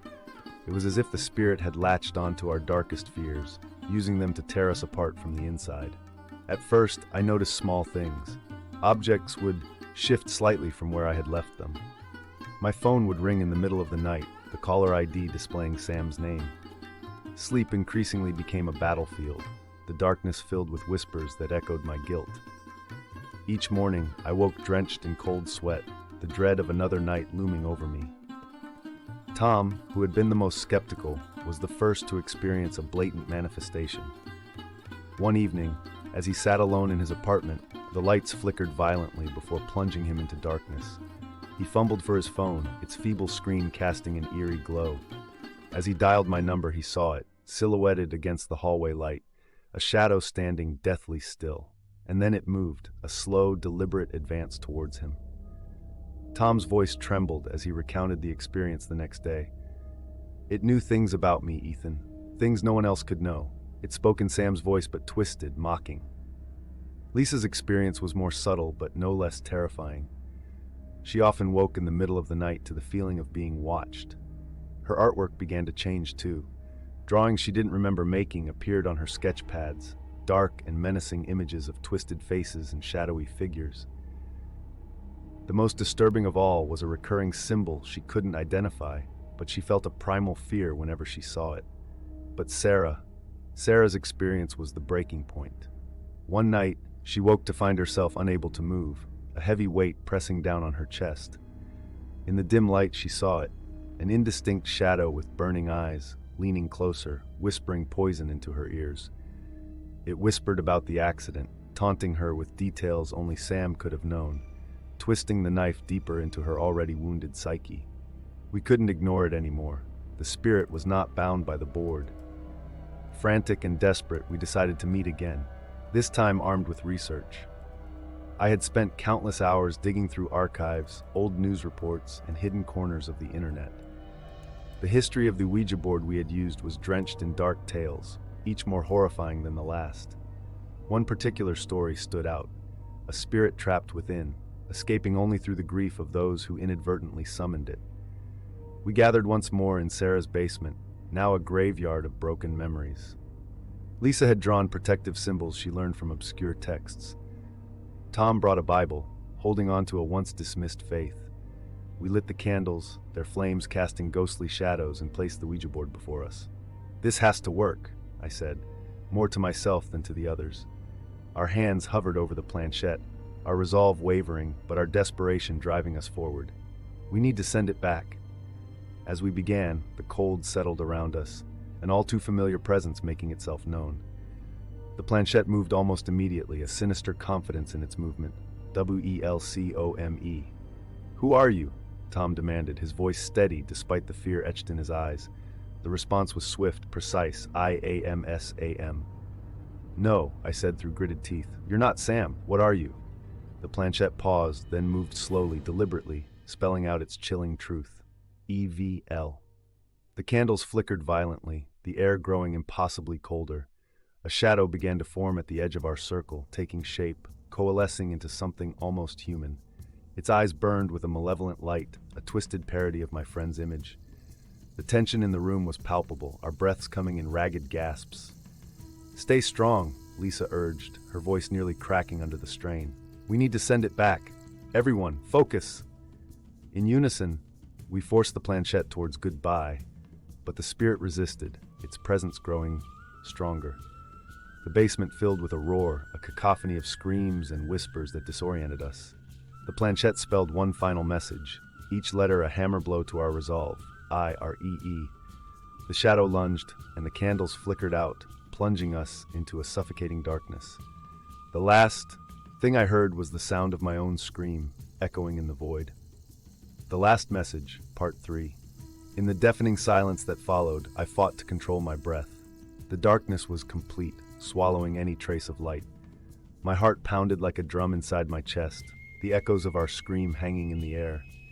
Slowly, the candles reignited, their weak flames revealing the aftermath of our struggle. The basement was in disarray, objects tossed aside like playthings, and the Ouija board lay upside down, its letters glaring at us accusingly. The spirit was gone, but its presence lingered, a malevolent whisper in the back of our minds. We sat in stunned silence for what felt like an eternity, our bodies trembling. Sarah was the first to break the silence, her voice a fragile whisper. "What have we done?" "We have to fix this," Tom said, his resolve wavering but unbroken. "We can't let it stay free." It was Lisa who noticed it first, the faint, almost imperceptible series of scratches on the wall, forming a grotesque symbol we had never seen before. "We need help," she said, her eyes wide with a mix of fear and determination. "Professional help." But professional help wasn't an option. We had crossed a boundary beyond the understanding of any expert. The spirit was free, and we were left to face the consequences of our actions alone. The days that followed were a blur of paranoia and fear. Each night, the nightmares worsened. Dark figures haunted our periphery, whispers of damnation seeping into our very souls. Tom was the first to break. One morning I found him on my doorstep, eyes hollow and his clothes disheveled. "It won't stop," he whispered, almost delirious. "I see it everywhere, Ethan. I hear it calling my name, twisting Sam's voice." I tried to comfort him, but the truth was I felt the same. The spirit's reach was relentless, its grip tightening with each passing day. There was no escape from the haunting, and we lived in a constant state of dread.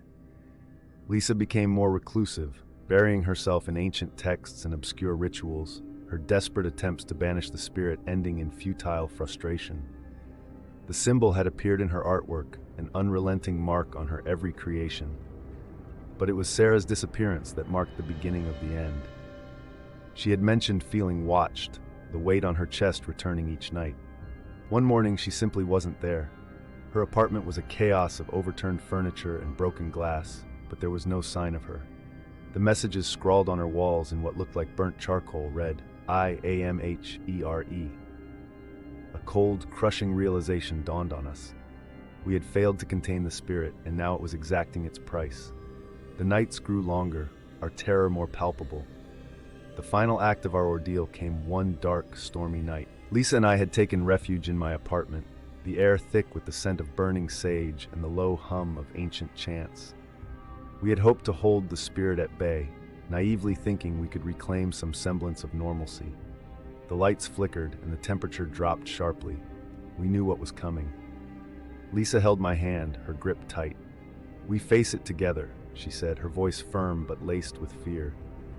The shadow materialized, darker than the deepest night, its eyes burning with an unholy light. It moved towards us, the air around it crackling with malevolent energy. There was no escape, no refuge from the evil we had unleashed. In a final, desperate attempt, we reached for the Ouija board, our fingers trembling as we guided the planchette to goodbye. But the spirit's strength was overwhelming. The last thing we saw was the message it spelled out, each letter dripping with finality. YOUAREMINE. And then, darkness. I awoke hours later, alone. Lisa was gone, vanished into the void like Sarah before her. The apartment was eerily silent, the air heavy with the loss of my friends. The spirit had won. Now I live with the constant fear that it will come for me next. The whispers never cease, the shadows never retreat. I know that this malevolent force is forever tethered to my soul. This is my warning. Never play with the veil between worlds. Some doors, once opened, can never be closed.